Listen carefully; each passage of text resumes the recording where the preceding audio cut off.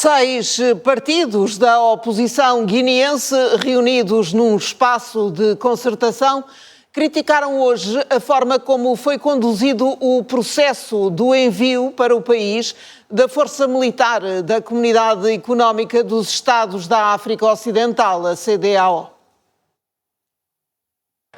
Os partidos do Espaço de Concertação, o PAIGC e a União para a Mudança, PSD, PCD, MDG e PMP, dizem que a CEDEAO foi induzida a tomar decisão errada sobre a vinda de tropas.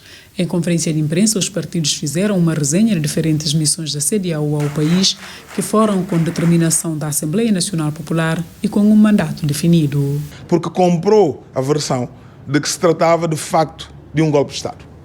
E, portanto, tratando-se de um golpe de Estado, eventualmente estaria a envolver militares guineenses e, por isso, a CEDEAO vinha garantir a estabilização interna. Como é que isto se combina com o pronunciamento do próprio Umaro Sissoko Embalo, dizendo que isso não tinha envolvimento de nenhum militar? Mas chamar a atenção da CEDEAO para a necessidade de parar, de repensar o seu posicionamento e, em função disso, corrigir os erros que já está a cometer.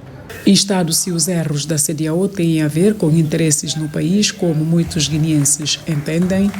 Quando o ministro senegalês fez a afirmação de que havia um acordo entre os dois presidentes para a exploração de recursos minerais, nomeadamente do petróleo. O presidente veio dizer que isso não existia e não correspondia à verdade. Por demais evidente que o povo guineense tem que considerar que a criação de um cordão de segurança no território da Guiné-Bissau pode ter a ver com a intenção de proteger quem quer à força, não é? Aplicar uma lei que a nossa Assembleia já rejeitou. Os 6 partidos dizem ainda que as forças não poderiam ser constituídas por militares dos países limítrofes para salvaguardar a boa vizinhança. Encorajam os guineenses dentro e fora do país a se manterem vigilantes e mobilizados em torno de organizações políticas e da sociedade civil e exigir a consolidação do Estado de Direito na Guiné-Bissau. A Ministra guineense dos Negócios Estrangeiros defende as autarquias no país. Suzy Barbosa esteve no fórum sobre a força do poder local, que junta em Bissau presidentes de câmaras municipais de Cabo Verde, Senegal e Portugal. A ministra dos Negócios Estrangeiros da Guiné-Bissau defende a realização a médio prazo das eleições autárquicas no país.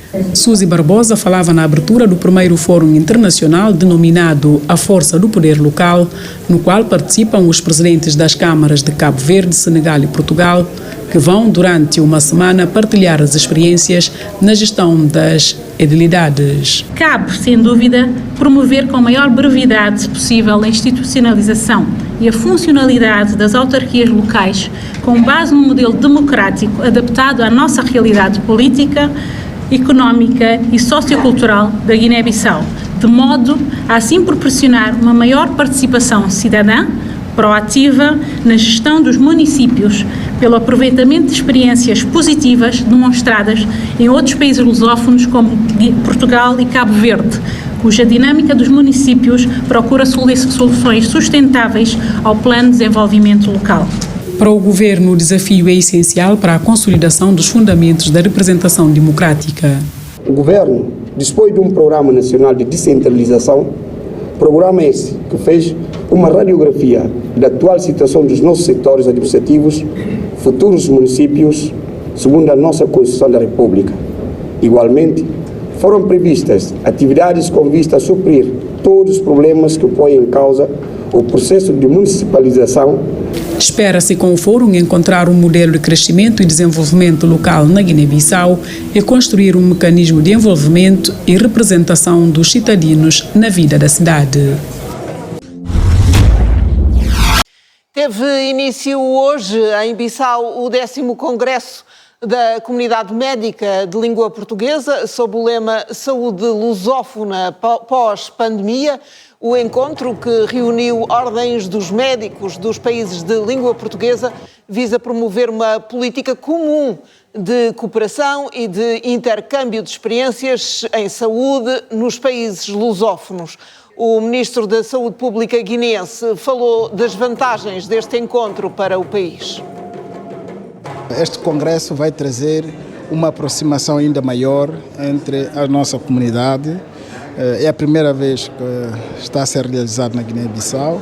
Vai também ajudar a nossa ordem dos médicos a desenvolver ainda mais e abrir mais horizontes para a colaboração que o país precisa ter com os países do CPLP, em termos de formação, em termos também de troca de experiências profissionais e em termos também de organizações.